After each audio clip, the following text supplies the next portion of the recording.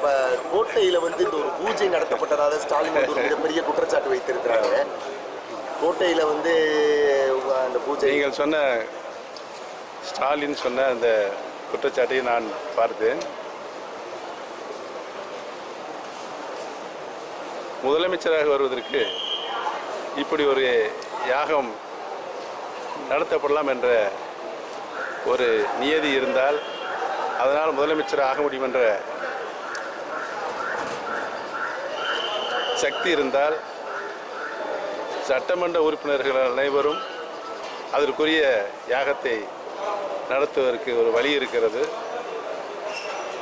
ஆகவே ஸ்டாலின் அவர்கள் சொன்னது போல அவர் இந்த மூட நம்பிக்கையில் அவருக்கு நம்பிக்கை இருக்கிறதா என்பதை நான் கேட்க விரும்புகிறேன். அப்படி என்றால் ஒவ்வொரு மாநிலத்தில் இருக்கின்ற முதலமைச்சர் ஆவதற்கு யாகங்கள் நடத்தப்படலாம், அல்லது பிரதமராக வருவதற்கு கூட யாகம் நடத்தப்படலாம் என்ற ஒரு சூழல் ஏற்பட்டுவிடும். ஆகவே ஸ்டாலின் இது மாதிரியான மூட பழக்க வழக்க நம்பிக்கைக்கு ஒரு புது அர்த்தம் கண்டுபிடிப்பது தேவையற்ற ஒன்று என்று நான் கருதுகிறேன். மத்தியில் இருக்கக்கூடிய எதிர்க்கட்சிகளும் மாநிலத்தில் இருக்கக்கூடிய எதிர்க்கட்சிகளும் தனித்தனியாக ஒரு பெரும் கூட்டணியை உருவாக்குறதுக்கு தயாராக இருக்காங்க. இது வந்து வரும் நாடாளுமன்ற தேர்தலில் அதிமுகவுக்கு பின்னாடி பொதுவாகவே ஸ்டாலின் சமீப காலமாக அவர் என்ன செய்வது என்றே குழம்பி போயிருக்கின்றார். அரசியல் ராகுலை இங்கே கூட்டி வந்தார்.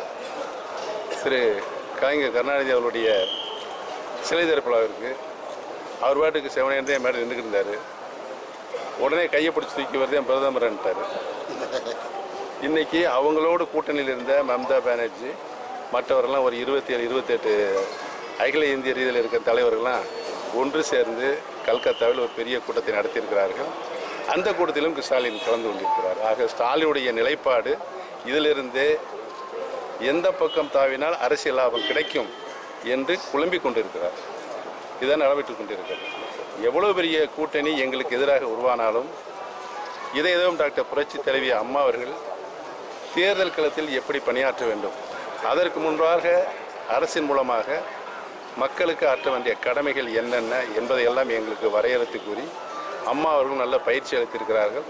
அம்மா அவர்களும் நாட்டு மக்களுக்காக நாட்டுக்காக செய்த தியாகங்கள், அவர் மூலமாக கிடைத்த பல்வேறு திட்டங்கள், அந்த திட்டங்கள் யாரும் தொலைநோக்கு திட்டங்களாக இன்றைக்கும் மக்களுக்கு பயனளித்து கொண்டிருக்கிறது.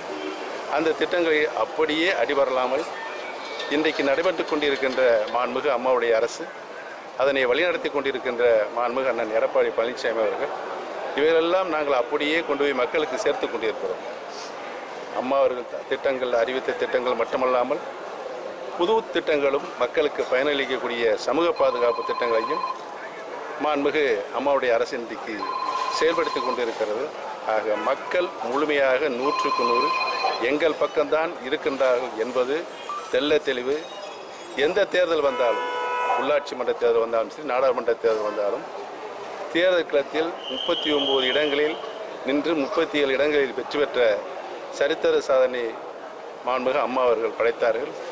அதை போலவே நாங்களும் ஒரு மகத்தான வெற்றியை, மாபெரும் வெற்றியை மக்கள் எங்களுக்கு அளிப்பார் என்பதை தெரிவித்துள்ளோம். தம்பித்துறை சாருக்கும் பிஜேபிக்கும் தனிப்பட்ட கருத்து முதல் ஏதேனும் இருக்கிறதா, அல்லது நம்மளது கட்சிக்காண்டி தான் ஒரு குரல் கொடுத்துக்கிட்டு இருக்காரா சார்? மத்திய அரசாங்கத்தில் கடுமையான எதிர்ப்புகளை வந்து அவர் சொல்லிக்கிட்டே இருக்கிறார் சார். ஆனால் நம்மை சேர்ந்த தலைவர்கள் வந்து அவர் மீது நடவடிக்கை எடுப்பதற்கான வாய்ப்பு இருக்கின்றது ஒரு தகவல் வருது சார்.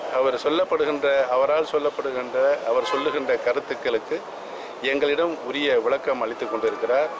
ஆகவே அதை அரசியலாக்கி பார்க்க வேண்டாம், அவர் மனதில் பட்டதை சொல்லிக் கொண்டிருக்கிறார். அதாவதுங்க, என்னுடைய அறை, அதற்கு பக்கத்தில் இருக்கின்ற கான்ஃபரன்ஸ் கூட்ட அறை, கிட்டத்தட்ட ஸ்டாலின் அங்கே தான் அந்த அறையில் தான் இருந்தார். துணை முதலமைச்சர் இருக்கும்போது இந்த உடன் பேனல் போட்டிருந்தாங்க அந்த காலத்தில். அதில் அந்த ஜன்னல் வழியாக, மேலே இருக்க ஜன்னல் வழியாக தண்ணி இறங்கி பூரா கரையும் அரிச்சிச்சு. அதை பூரா எடுத்துட்டு அது வேறு இப்போ சன்மைக்கான அங்கே ஒட்டி வச்சுருக்கிறேன். நான் எப்பயுமே வந்து அறைக்கு போனால் சாமி கும்பிட்டு தான் என்னுடைய பணியை தொடங்குவேன். அந்த வகையில் தான் சாமி கும்பிட்ட ஒழிய யாகம் அவர் சொன்னது போல் முதலமைச்சரை மாற்றுவதற்காக, முதலமைச்சரை எதிர்பார்த்து பன்னீர்செல்வம் யாகம் நடத்தியிருக்கிறார் என்ற ஒரு பொய்யான பித்தலாட்டமான ஒரு அரசியலை ஸ்டாலின் அரங்கேற்றியிருக்கிறார். நான் மாண்புமிகு அம்மா அவர்களால் 2 முறை தமிழகத்தினுடைய முதலமைச்சராகவும் 3வது முறையாகவும் முதலமைச்சராக பொறுப்பில் இருந்திருக்கிறேன்.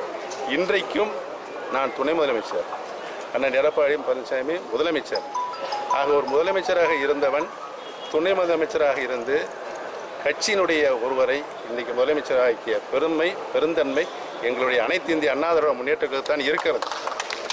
ஸ்டாலின் இன்றைக்கு அவருடைய கட்சியினுடைய தலைவராக இருக்கின்றார். திமுகவில் இவர் தலைவராக இருக்கும்போது இன்னொருவரை முதலமைச்சராக இருக்கின்ற துணிவு, தெம்பு, திராணி ஸ்டாலின் இருக்கிறதா என்பதை நீங்கள் கேளுங்கள். திமுக கிராம சபை கூட்டங்கள் வந்து 12 இடங்கள் நடத்தி